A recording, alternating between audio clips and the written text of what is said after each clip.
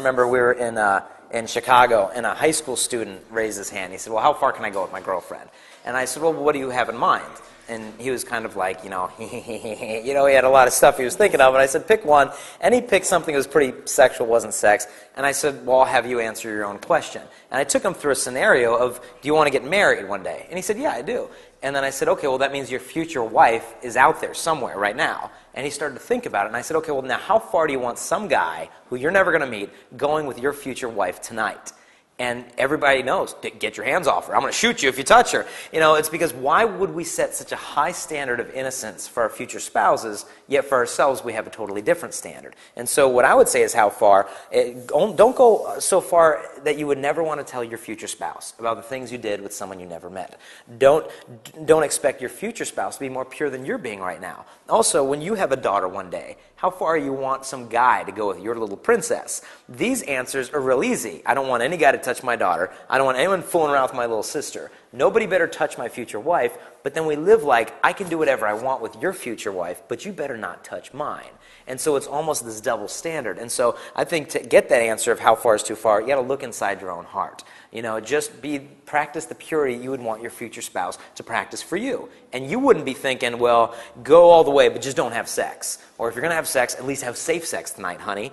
No, you're thinking, why don't you save yourself for me? Because we're going to have the rest of our lives to share that awesome gift together. And how many sexual memories do I really want to have of people other than my spouse?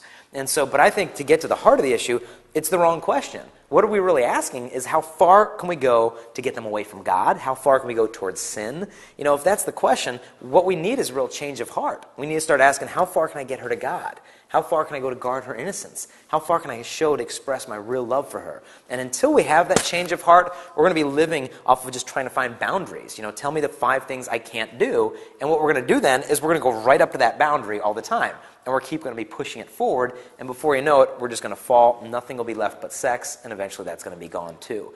And so what we ultimately need to answer that question is a change of heart. Not from how far can I go towards sin, but how can I go to get her towards God. And then I think if we get to that point, then we're really capable of love. And that's what we want in the first place, is love. It's still important, to have some idea of what you can and can't do. Like, is kissing okay? Is holding hands okay? Yeah. Should you keep all your clothes on, stuff like that? People do need specifics, and purity isn't about following a list of rules, but in the same respects, we need some guidelines. And the guideline that I put out there, sexual arousal belongs in marriage. And if we can come to the agreement that sex does belong in marriage, children belong in marriage, it's the proper context. If that's the case, how can we get all sexually revved up and then think that we can just slam on the brakes every time from now when we start dating in high school to the time we get married when we're 27 years old? And so if we think we're going to get revved up with a girlfriend or boyfriend and then just slam on the brakes every time, the brakes are going to give out.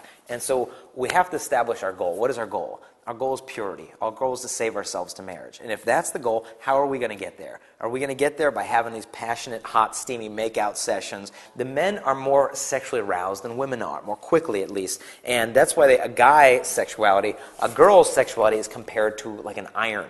You plug it in and it takes a while and it heats up. The arousal curve is very gradual. The guy's arousal isn't like an iron, it's like a light bulb. You just take it on, it's very instantaneous. And girls don't often realize this by the way they dress, by the way they act. I had heard once that a girl reaches her sexual peak at the age of 35. And it's not when sex is best, but when it's most on the mind. But guys reach theirs at the age of 18. So, if you're sitting on the couch snuggling with your boyfriend, you're thinking, oh, this is cute, we're watching The Notebook, I feel warm and fuzzy, great, good for you, your sexual peak in 2 decades from now, But as for him, he's going to hit his sexual peak in, 3 minutes from now, so they're wired very differently. So when it comes to setting boundaries, what I would recommend is sexual arousal belongs in marriage, so that things that deliberately sexually arouse you, you should save for marriage. And that'll create greater bonding between you and your spouse. And so passionate make-out sessions, I don't think, belong in a dating relationship. They're just going to want to make you go further and further. And sexual arousal,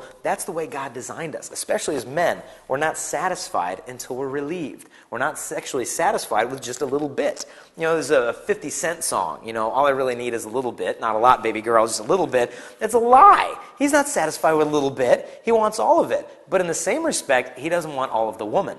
He just wants a little bit of her, and then he's going to move on to the next. He's not man enough to handle a whole woman. He wants to reduce them to bits. But when it comes to our sexuality, we're not meant to be given in bits. And it's almost like a forest fire. Like if I gave you a lighter, and I took you to a lake filled with gasoline, and I said, now just light the first 5 gallons, okay? And you're like, okay, eyebrows are burnt off. You can't just light a couple gallons. And it's the same thing with sexual arousal. Once you ignite the flame, it's like a forest fire, and it won't stop burning until everything in its path is consumed. And so sexuality is something good. It's something beautiful. It's like fire. It's a good gift, and it belongs in the fireplace. You take it out of the fireplace, and it soon becomes destructive. And so when it comes to our sexuality, I know from my own relationships, the more pure I've been with a girl, the easier it is to be pure. The more I try to sit on the fence of purity and say, yeah, I know we're technically not going to have sex, but, we're still going to do this other stuff. The more I sat on the fence, the more hard it was to stay pure. And so if you really understand that your goal is purity,